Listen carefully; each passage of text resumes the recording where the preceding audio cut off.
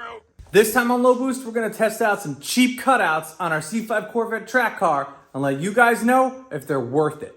In a previous episode, you guys saw me weld some cutouts to the stock exhaust on my C5 Corvette track car. However, with them wide open like that, it is very loud and I'll probably get a ticket.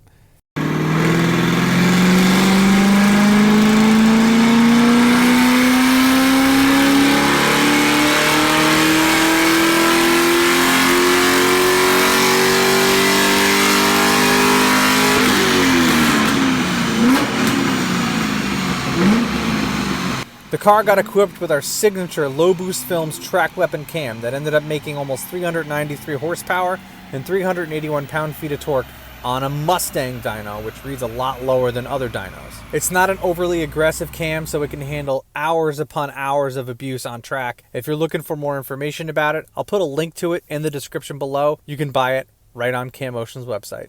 However, with the noise restrictions that they have at Lime Rock, I would like to put a valve on these cutouts. That way I could have them open or shut whenever I want. So today I'm going to test out some cheap valves that I got and let you guys know if it's worth it to get them as well. Here I got two 2.5-inch loud valves with actuators so that we can actually do this remotely while we're inside of the car, have them turn on and off. So first off, we're going to do is we're going to actually put the exits on them, and then we're gonna actually wire up these into the car. Each kit comes with its own separate controller, and it comes with its own button, but I think it also has a Y in the line that we can actually put it all together with only one controller, because the one actuator is going to open both of them.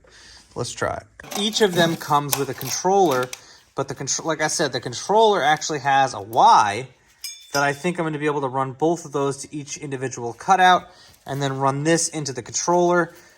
This gets powered with a cigarette lighter. I guess I could also have it wired to keyed 12-volt power.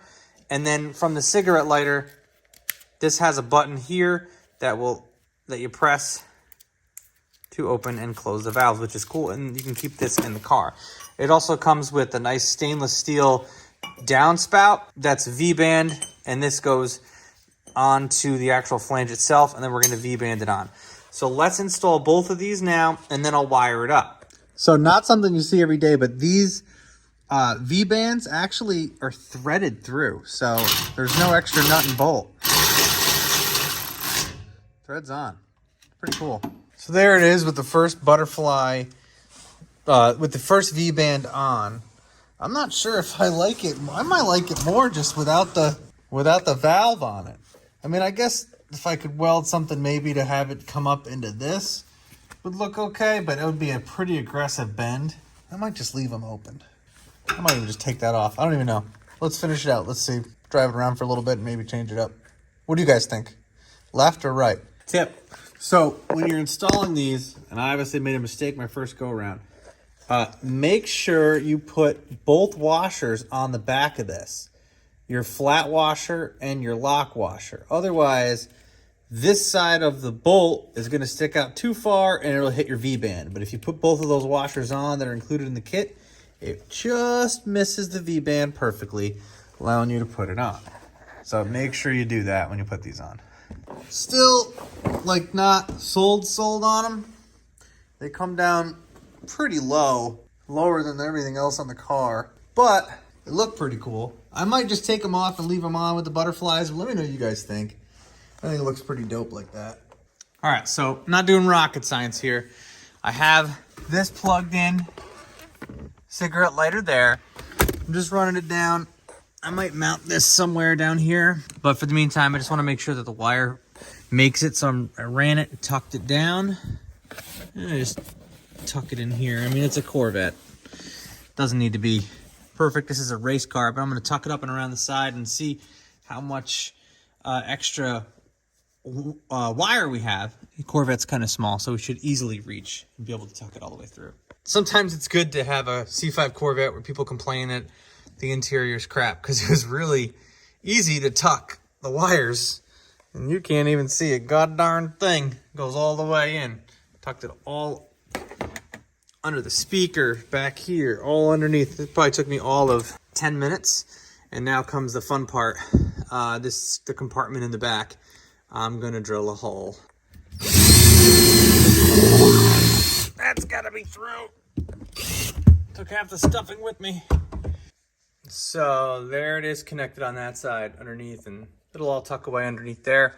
And if you're wondering what the heck I'm gonna do on the other side, I'll show you. Not the best, but it will work. Just hit the hole. I tied everything up in there with a zip tie, so it won't go anywhere. And then I just hit the hole with some silicone. So when that hardens up, it's gonna be, and I'll smooth it out. When that hardens up, it's not gonna have anything go in there that's not supposed to. And it was a pretty small hole to begin with, so.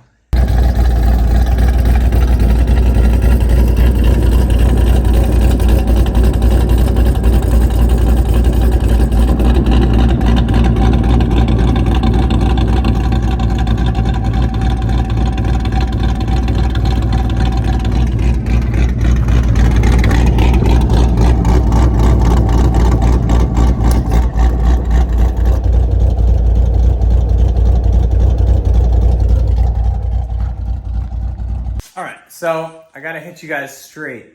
It works, they work. But as you can see here, I actually had to reach out to them and they had to send me 2 new complete sets because the first set that they sent me, neither of them worked because they sent 2 of them to me. They didn't work at all. I swapped them out, tried individual things. I tried hardwiring it. None of it worked. They sent me 2 new sets and one of them works and the other one I might be able to make work. I don't know. All right, so I took this one off and just kind of adjusted where the flange was. And now they both open up okay, which is good. That means I got one set that both work. What didn't work before, because when I hooked these up to straight 12-volt power, the original ones I got, they did work, but the actuators, the little box that you get, I'll show you. Both of these little actuator boxes that attach to the remote, both of these were shot out of the box.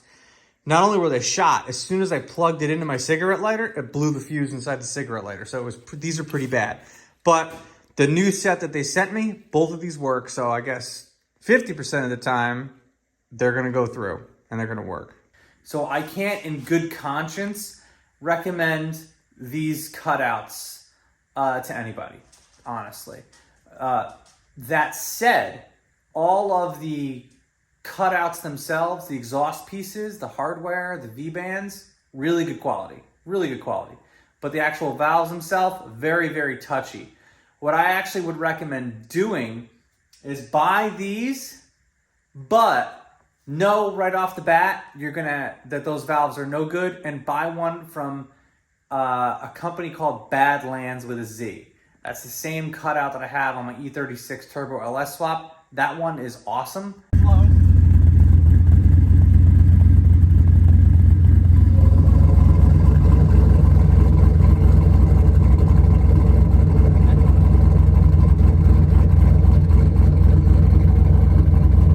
It's never failed. I've got thousands of miles on it. It's been mint since the day I bought it.